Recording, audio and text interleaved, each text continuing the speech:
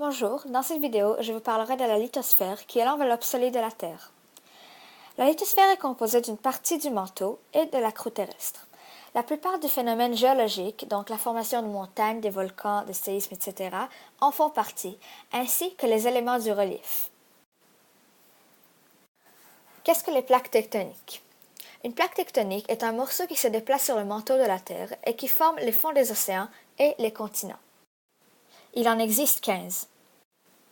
Le scientifique Alfred Wegener a émis la théorie de la dérive des continents. Cette théorie explique que les plaques tectoniques se déplacent à des vitesses différentes, en directions différentes. Selon lui, avant de se séparer en plusieurs continents, la Terre comptait un continent qui s'appelait la Pangée. Les indices qui ont permis à Alfred Wegener d'émettre cette théorie: 1.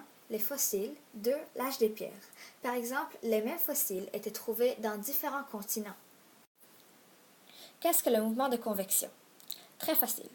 La chaleur entraîne des mouvements de convection dans les fluides. Dans ces mouvements, le fluide chaud monte alors que le fluide froid descend. Le magma dans le manteau de la Terre agit ainsi et engendre, par le fait même, le déplacement des plaques tectoniques. Les plaques tectoniques sont toujours en mouvement. Comme ils se déplacent en directions différentes, 3 phénomènes peuvent se produire: l'éloignement ou la divergence, la collision ou la convergence ou le frottement.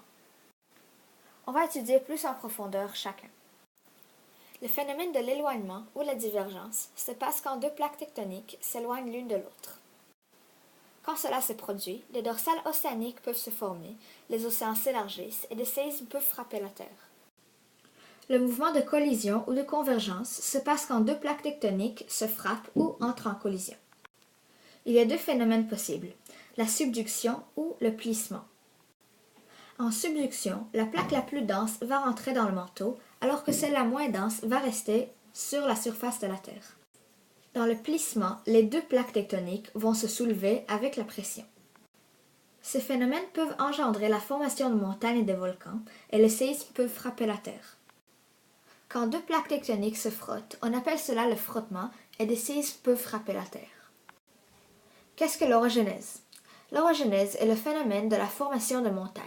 Les phénomènes qui causent l'orogenèse sont zone de subduction, plissement ou intrusion de magma. L'intrusion de magma, c'est quand le magma monte vers la surface de la Terre. La zone de subduction et le plissement sont les phénomènes de la collision. J'espère que cette vidéo vous a aidé et bonne étude. Ciao!